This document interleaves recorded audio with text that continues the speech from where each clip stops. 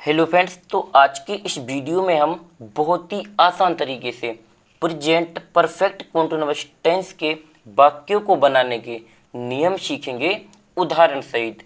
जैसे हमने उदाहरण के तौर पर यहाँ पर दो वाक्य भी ले लिए हैं। हमारा पहला वाक्य है, शाम 4 बजे से किताब नहीं पढ़ रहा है। और हमारा दूसरा वाक्य है, तुम 2 घंटे से फूल नहीं तोड़ रहे हो। तो इन वाक्यों को हमें क्या करना है, अंग्रेजी में ट्रांसलेट करना सीखना है। तो इनको सीखने के लिए या इनको अंग्रेजी में ट्रांसलेट करने के लिए हमें सबसे पहले प्रेजेंट परफेक्ट कंटीन्यूअस टेंस के वाक्यों की पहचान करना सीखना होगा। तभी हम इन वाक्यों को बिल्कुल सही से बना पाएंगे। तो चलिए पहले हम आपको इसकी पहचान करना सिखा देते हैं। तो यहाँ पर हम डाल लेंगे सबसे पहले क्या, पहचान। यहाँ पर हम डाल लिया पहचान। इसके बाद हम इन वाक्यों को भी बनाएंगे। तो यहाँ पर पहचान होती है, जिन वाक्यों के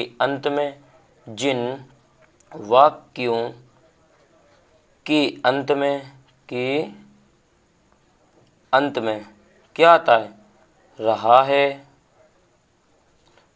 है, रही है, और यहाँ पर रहे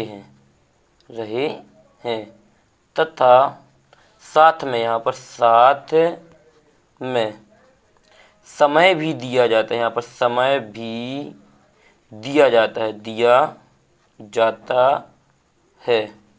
उसे हम क्या कहते हैं, प्रेजेंट परफेक्ट कंटीन्यूअस टेंस कहते।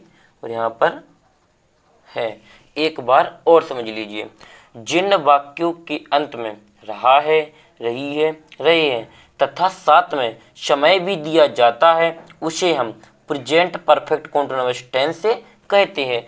जैसे हम आपको यहाँ पर वाक्य दिखाते हैं, शाम 4 बजे से किताब नहीं पढ़ रहा है। तो लास्ट में क्या है, रहा है, रही है, रहे हैं। हमको क्या मिल रहा है, लास्ट में रहा है और प्लस समय। तो यहाँ पर 4 बजे यानी कि दोनों मिल रहे हैं, रहा है, रही है भी मिल रहा है और समय भी मिल रहा है। तो जब भी हमको ये दोनों एक ही वाक्य में देखने के लिए मिल जाएं, तो हम वहाँ पर तुरंत समझ लेंगे कि जो हमारा वाक्य है वो प्रेजेंट परफेक्ट कंटीन्यूअस टेंस से लिया गया है। और हम इस फॉर्मूले के हिसाब से उन वाक्यों को बना देते हैं, चाहे वो किसी भी प्रकार का और कैसा भी वाक्य दे दिया जाए। अब इन वाक्यों में एक और पॉइंट समझने वाला है, ये नहीं शब्द लगा है। जिन भी वाक्यों में नहीं शब्द लगा होता है वे नेगेटिव सेंटेंस कहलाते हैं। यहाँ पर हमारे क्या हैं, नकारात्मक वाक्य हैं। तो चलिए हम अब इनको बना लेते हैं।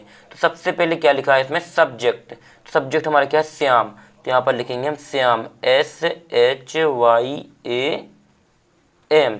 इसके बाद हैज या हैव, इन दोनों में से किसी एक को लिखना होता है, दोनों को नहीं लिखना है। तो एक वचनकर्ता के साथ हैज और बहुवचनकर्ता के साथ हैव। तो यहाँ पर क्या है, श्याम एक वचनकर्ता, इसीलिए यहाँ पर आएगा हैज। फिर क्या आना हमारा नहीं की यानी नोट। तो यहाँ पर लिखेंगे हम NOT, नोट। नोट मीन्स क्या होता है, हमारा नहीं होता है। फिर इसके बाद आना बीन। तो यहाँ पर लगाएंगे बीन, BEEN। फिर इसके बाद मेन वर्ब। तो मेन वर्ब में क्या, पढ़ रहा है। तो रीड मान होता है पढ़ना, READ। और यहाँ पर रीड में लगेगा ING। तो यहाँ पर ING। फिर हमारा ऑब्जेक्ट। ऑब्जेक्ट हम इसे हिंदी में क्या कहते हैं, कर्म कहते हैं। तो कर्म हमारा क्या है इसमें, किताब। तो book, BOOK, book. Book means क्या होता है, हमारा किताब होता है। फिर इसके बाद सिंस या फॉर। तो इन दोनों में से भी क्या करना है, हमको एक को लिखना है, दोनों को नहीं लिखना है। यदि समय क्या निश्चित है तो सिंस, और अनिश्चित है तो फॉर। आपको ये अच्छे से यहाँ समझ में नहीं आएगा। हम एक वाक्य निश्चित का भी बढ़ा दे रहे हैं और एक वाक्य हम आपको अनिश्चित समय का भी बता देंगे, जिससे आपको बिल्कुल अच्छे से समझ में आ जाएगा और कोई भी डाउट नहीं रहेगा। तो यहाँ पर 4 बजे क्या हमारा एक निश्चित समय है। तो यहाँ पर हम क्या लिखेंगे, फॉर। यहाँ पर फॉर, यहाँ नहीं निश्चित समय है तो क्या लिखता है, सिंस लिखता है। यहाँ पर ये फॉर गलत है, सिंस, SINCE। 4 बजे क्या है, एक निश्चित समय, इसीलिए हमने लिख दिया सिंस। निश्चित के लिए सिंस, अनिश्चित के लिए फॉर लगाते हैं। फिर हमारा क्या आना, टाइम। तो टाइम क्या है, 4 बजे।